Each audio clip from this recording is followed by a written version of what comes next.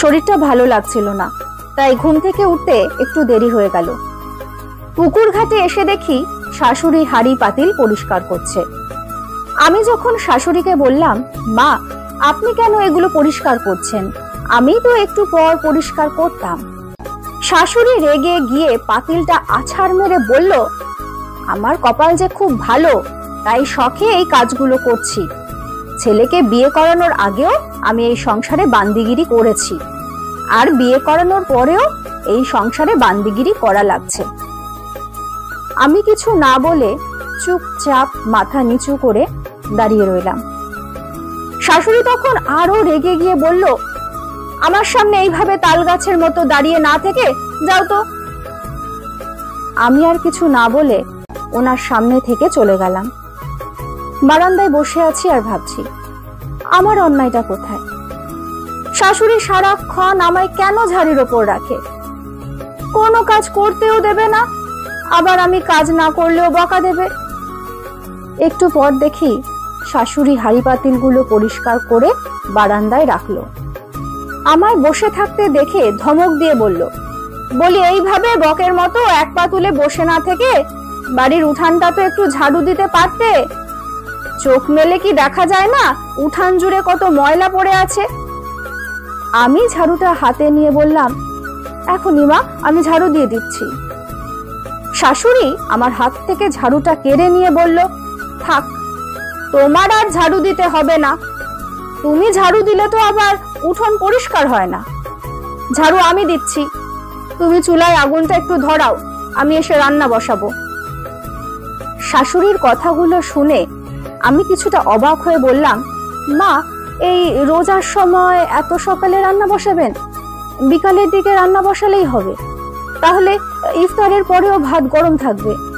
এখন ভাত রান্না করলে ঠান্ডা হয়ে যাবে। শাশুড়ি আমায় আবার একটা ঝাড়ি দিয়ে বলল, তোমায় যা করতে বলেছি করো, এত মাতব্বরি করতে হবে না তোমাকে। আর কিছু না বলে পাকঘরে চলে গেলাম। চুলোয় অনেকক্ষণ ধরে আগুন জ্বালাবার চেষ্টা করছি, কিন্তু আগুন ধরছে না, শুধু ধোঁয়া বের হচ্ছে। কিছুক্ষণ পর শাশুড়ি এসে নিজের কপাল নিজে চাপড়ে বলল, কোন শখে যে মোড়ল বাড়ির মেয়েকে ঘরের বউ করে এনেছিলাম আল্লাহ মাবুদ জানে।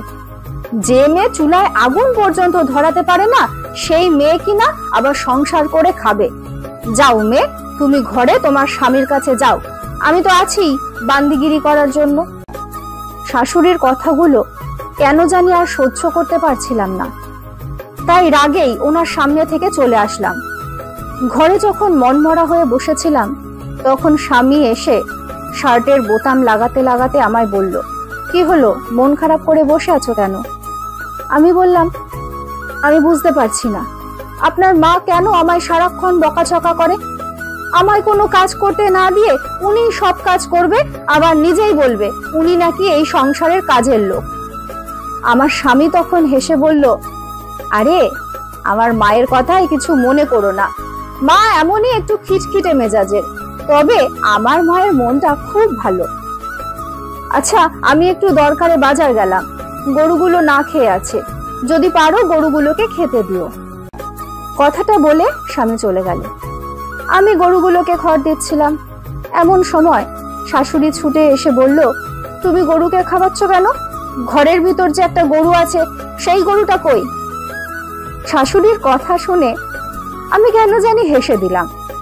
শাশুড়ি যখন রাগী চোখে আমার দিকে তাকালো, তখন আমি আমতা আমতা করে বললাম, কি একটা দরকারে উনি একটু বাজারে গেছেন, আমায় বললো গরুগুলোকে খাবার দিতে। আমার কথা শুনে শাশুড়ি বিড়বিড় করে কি যেন একটা বলল, তারপর আমার দিকে তাকিয়ে বলল, রান্না হয়ে গেছে, তুমি হাত মুখ ধুয়ে খেয়ে নাও। শাশুড়ি কথা শুনে আমি অবাক হয়ে বললাম, না মা, আমি তো। শাশুড়ি আমায় থামিয়ে দিয়ে বলল, বিস্কুট খেয়ে দিন পার না করে ভাত খেয়ে নাও।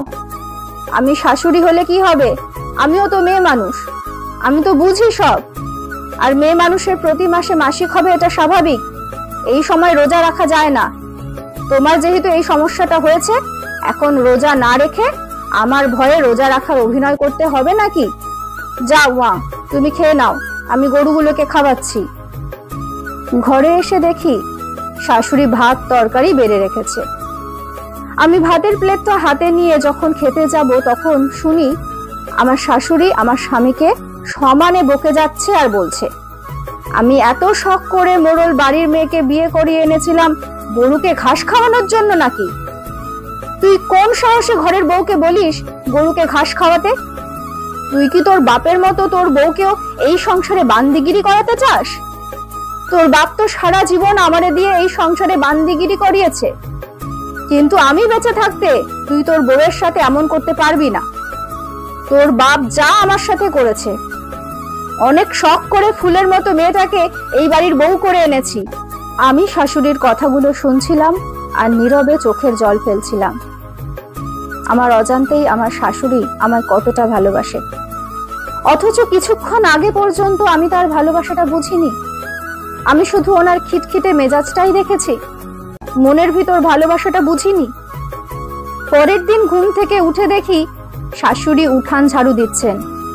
আমি তখন শাশুড়িকে বললাম, মা আপনি কেন ঝাড়ু দিচ্ছেন? আমি তো ঝাড়ু দিতাম। শাশুড়ি রেগে বলল, বান্দির কপাল নিয়ে জন্মাইছি তো তাই বান্দিগিরি করছি। শাশুড়ির কথা শুনে আমি জোরে জোরে হাসতে লাগলাম। শাশুড়ি আমার হাসি দেখে ঝাড়ু আছাড় মেরে ফেলে দিয়ে বারান্দায় বসে বলল, করলাম না এই সংসারে বান্দিগিরি। আমি উঠোন ঝাড়ু দিচ্ছি আর মুচকি মুচকি হাসছি। শাশুড়ি বারান্দায় বসে বিড়বিড় করছে আর রাগে জ্বলছে। আমাদের সংসার জীবনে সব শাশুড়িই যে রিনা খানের মতো অত্যাচারী হয় তা কিন্তু না। কিছু কিছু শাশুড়ি মণিরা মিঠুর মতো খিটখিটে হলেও খুবই মমতাময়ী হয়।